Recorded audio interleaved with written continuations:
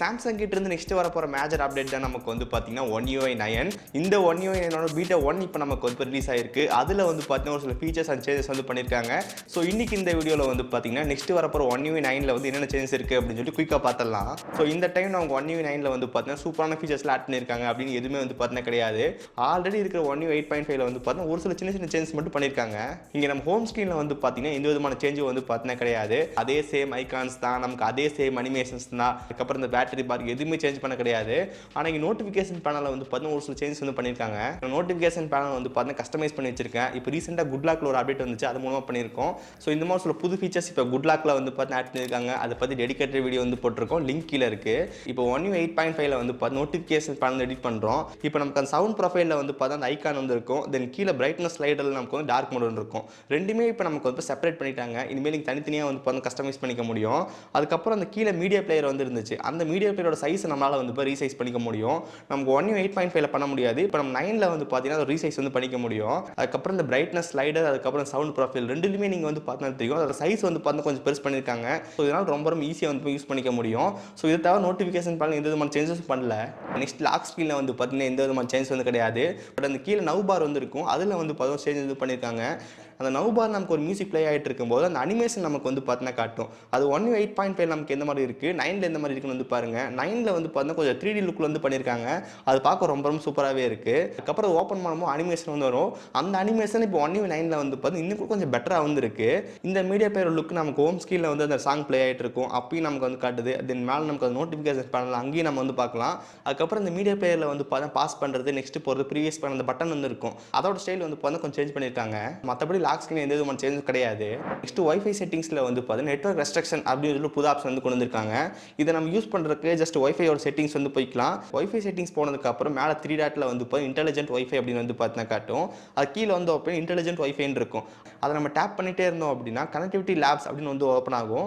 அந்த கனெக்டிவிட்டி லேப்ஸ்க்குள்ளே போனோம் அப்படின்னா நம்ம வைஃபை பற்றி வந்து டீட்டெயிலாக வந்து பார்த்துக்க முடியும். அதில் கொஞ்சம் கீழே வந்து அப்படின்னா நெட்வொர்க் ரெஸ்ட்ரிக்ஷன் அப்படின்னு ஒரு ஆப்ஷன் வந்து பார்த்தீங்கன்னா காட்டும். ஸோ இதில் நமக்கு வந்து நம்ம ஃபோன் என்னென்ன ஆப்லாம் இன்ஸ்டால் பண்ணி வச்சிருக்கோமோ அதில் லைனாக வந்து பார்த்தீங்கன்னா காட்டும். இங்கே எனேபிள் பண்ணுற ஆப்ஸ்க்கு எல்லாத்துக்குமே நமக்கு வந்து நெட்வொர்க் வந்து பார்த்தீங்கன்னா போகாது. இப்போ எக்ஸாம்பிள் நம்ம clock app, timer, stop watch இந்த ஆப்க்கு நெட்வொர்க் தேவையே கிடையாது. ஸோ இந்த மாதிரி டைம் வந்து ஆஃப் பண்ணிக்க முடியும். இது இல்லாமல் நீங்கள் வேறு ஏதாவது ஆப் உங்கள் ஃபோன் இன்ஸ்டால் பண்ணியிருக்கீங்க, அந்த ஆப் இன்டர்நெட் போகவே கூடாதுன்னு நினச்சிங்க அப்படின்னா அந்த மாதிரி டைமில் கூட நீங்கள் ஆன் பண்ணி வச்சுக்க முடியும். நெக்ஸ்ட் இந்த ஃபைல் மேனேஜரோட டிசைன் வந்து பார்த்தா மாற்றிக்கிட்டே இருக்காங்க. நமக்கு One UI 7ல மாற்றினாங்க, அதுக்கப்புறம் 8ல மாற்றினாங்க, அதுக்கப்புறம் 8.5ல மாற்றினாங்க, இப்போ மறுபடியும் வந்து 9ல வந்து சேஞ்ச் பண்ணிட்டாங்க. இப்போ நம்ம One UI 8.5ல வந்து பார்த்தீங்கன்னா இமேஜ், ஆடியோ, வீடியோ, அதுக்கப்புறம் ஆப்ஸ், டாக்குமெண்ட் எல்லாமே நமக்கு வந்து 1 by 1 வந்து லைனாக வந்து பார்த்தீங்கன்னா காட்டுது. இப்போ நம்ம One UI 9ல வந்து பாருங்க, நமக்கு எல்லாமே வந்து 1 by 1 வந்து வச்சிருக்காங்க. பட் இது நம்ம பார்க்க நல்லாவே இருக்கு. அந்த மேலே இருக்கிற கேட்டகரிஸ்க்கு மட்டும் நம்ம தனி கிரிட் ஸ்டைல் வந்து பார்த்தீங்கன்னா கொடுத்துருக்காங்க. அது பார்க்க நல்லாவே இருக்கு. அதுக்கப்புறம் One UI 8.5 நம்ம டவுன்லோட் அப்படின்னு ஒரு ஆப்ஷன் இருக்கும். அந்த ஆப்ஷன் இப்போ நமக்கு வந்து ரிமூவ் பண்ணிட்டாங்க. அதுக்கப்புறம் கீழே வந்து அப்படின்னா யூட்டிலிட்டிஸ், அதுக்கப்புறம் எக்ஸ்டர்னல் ஸ்டோரேஜ் அப்படின்னு சொல்லி நம்ம தனித்தனியாக பிரிஞ்சு கிடைக்கும். இப்போ அதனால ஆர்கனைஸ் பண்ணியிருக்காங்க. அதுக்கப்புறம் ஃபைல் மேனேஜர் செட்டிங்ஸ் ஓப்பன் பண்ணோம் அப்படின்னா ஒரு புது ஆப்ஷன் வந்து பார்க்க முடியுது. நம்ம PDF அதுக்கப்புறம் டெக்ஸ்ட் ஃபைலை வந்து பார்த்தா ஃபைல் மேனேஜர் குள்ளே ஓப்பன் பண்ணுற மாதிரி ஆப்ஷன் வந்து கொடுத்துருக்காங்க.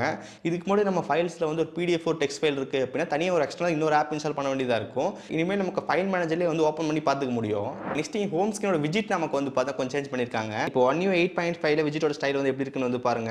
நமக்கு எல்லாமே வந்து 1 by 1 வந்து பார்த்தா இருக்கு.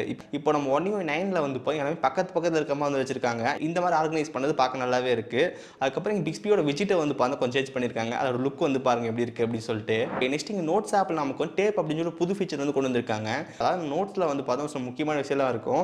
அதெல்லாமே நமக்கு ஹைட் பண்ணுறதுக்கு வந்து டேப் வந்து யூஸ் பண்ணிக்க முடியும். இந்த டேப்புக்கு நம்ம டிசைன் செலக்ட் பண்ணிக்க முடியும். அதுக்கப்புறம் அந்த டேப்போட வித் நமக்கு எந்த அளவுக்கு இருக்கணும் அப்படின்னு செலக்ட் பண்ணிக்க முடியும். திரும்பி நீங்கள் ஹைட் பண்ணது வியூ பண்ணி பார்க்கணும் அப்படின்னா ஜஸ்ட் அந்த டேப்பை கிளிக் பண்ணீங்க அப்படின்னா திரும்பி உங்களால் வியூ பண்ணி பார்த்துக்க முடியும். இந்த டேப் ஃபீச்சர் யூஸ் பண்ணுறதுக்கு நமக்கு S Pen வந்து வேணும். அப்போ மேபி இந்த ஃபீச்சர் நமக்கு வந்து ஃபிளாக்ஷிப் டிவைஸில் மட்டும் இருக்கும்னு நினைக்கிறேன்.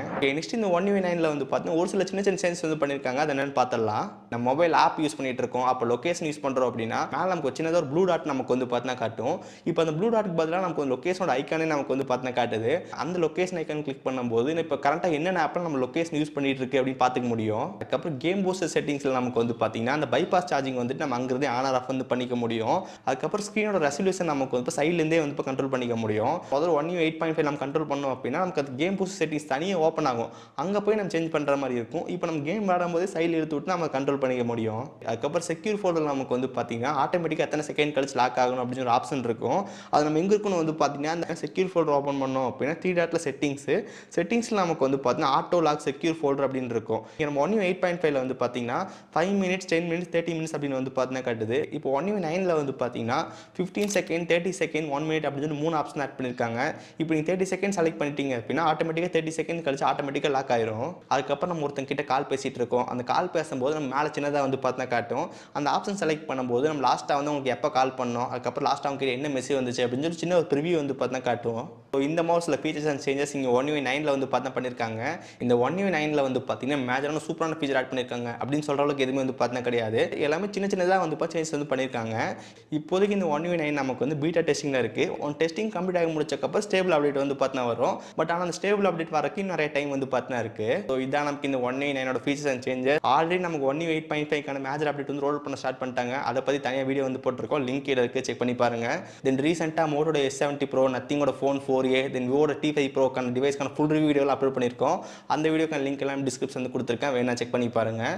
ஓகே ஸோ கைஸ், ஸோ இந்த வீடியோ அவ்வளோதான். இந்த வீடியோ பிடிச்சிருந்துச்சுன்னு நினச்சிங்க அப்படின்னா மறக்காமல் ஒரு லைக் கொடுங்க. தென் இதே மாதிரி வீடியோஸ் பார்க்கறதுக்கு கீழே ரெட் பட்டன் கிளிக் பண்ணி மறக்காம சப்ஸ்கிரைப் பண்ணி ஃபாலோ பண்ணுங்கள்.